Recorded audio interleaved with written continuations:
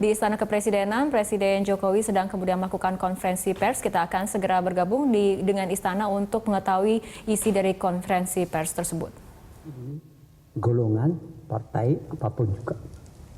Kriterianya adalah ya ditentukan oleh rakyat sendiri yang memilih. Ada dasar hukumnya, etc. Saya nggak mau diskusi itu. Demikian juga partai-partai itu dulu terbatas pada Orde Baru. Hanya 2 partai politik.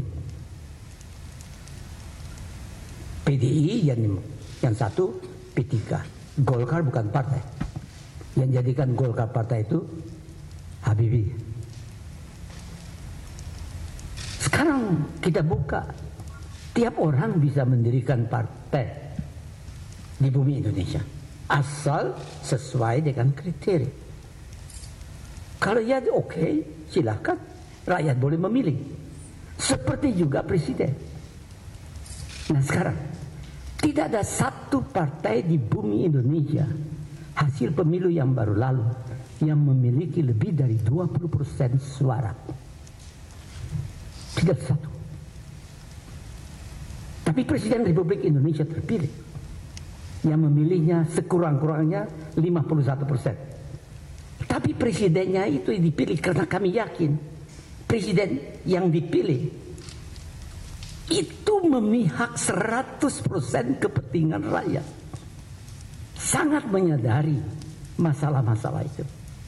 Dan jangan lupa, kalau produk hukum dari DPR partai-partai itu namanya undang-undang.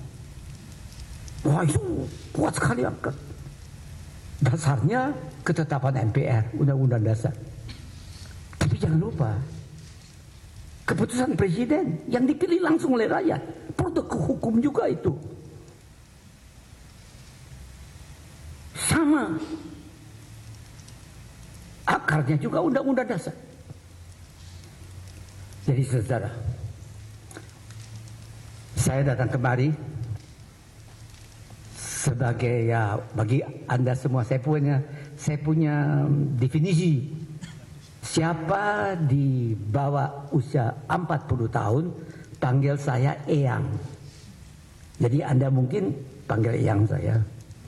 Siapa di atas 40 tahun panggil saya Pak D termasuk.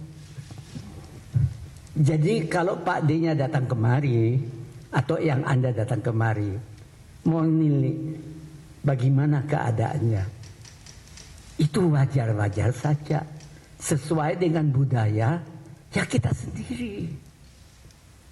Jadi kalau saya jelaskan itu, saya yakin Anda tahu. Tapi udah deh, kita rame-rame membangun Indonesia dan rame-rame mensukseskan program-program yang sudah di dalam ambang pintu. Sekian aja deh. Yang lain tanya aja sama Bapak Presiden ya. Oke? Masih ada pertanyaan? Monggo. Bagaimana?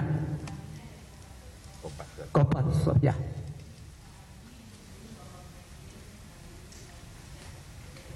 Iya.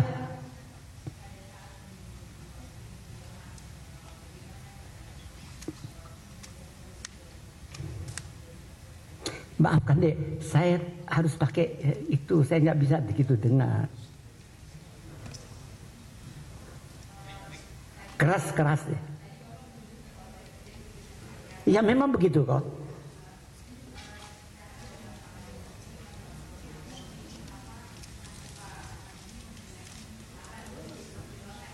Saya rasa yang sudah disampaikan oleh Bapak Presiden, yang kebetulan saya lihat tadi interviewnya di Bogor, itu tepat sekali.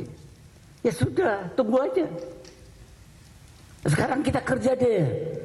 Jangan itu aja. Bagaimana pembangunan? Bagaimana kita tingkatkan produktivitas pendidikan? Bagaimana terjadinya pemerataan? Oke. Jangan semua fokus ke situ. Udah deh, udah dikatakan tunggu. Kita tunggu. Oke. Masih ada?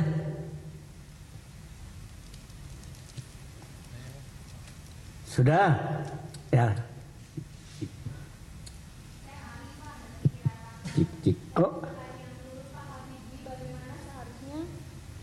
Saya Ari Pak dari pikiran Pak. Menurut Pak Habibie seharusnya seperti apa Pak untuk memimpin institusi penegak hukum? Sekarang kan ada calon Kapolri yang tersangka, tapi menurut Bapak seperti apa sih harusnya memimpin institusi penegak hukum? Terima kasih Pak. Institusi penegak hukum itu harus objektif, tetapi subjektif kepada kepentingan rakyat. Itu. Untuk menjelaskan itu tidak bisa dalam 5 menit saya jelaskan. Yang benar ya, it's impossible. Tapi itu saja. Penegak hukum itu harus objektif, tapi subjektif terhadap kepentingan rakyat. Itu. Jangan kita bilang, oh menurut undang-undang internasional ini, undang-undang itu semua objektif dan sebagainya. Tapi kalau kita lihat pada akhirnya rakyat nggak keberatan apa-apa. No. Saya yakin he must be better than eyangnya dari Pak D-nya. Kalau nggak ada progres. Menilai kepemimpinan seseorang itu kalau yang dia pimpin lebih hebat dari dirinya. Dan saya yakin ayahnya, eyangnya, yang generasinya Pak Habibie dan juga ayah dan eyang Anda, generasi saya akan bersyukur kalau Anda lebih baik dari mereka semua. Oke? Sekarang jaga yang baik-baik ya. Saya titip ya. Baik. Terima kasih. Wassalamualaikum warahmatullahi wabarakatuh.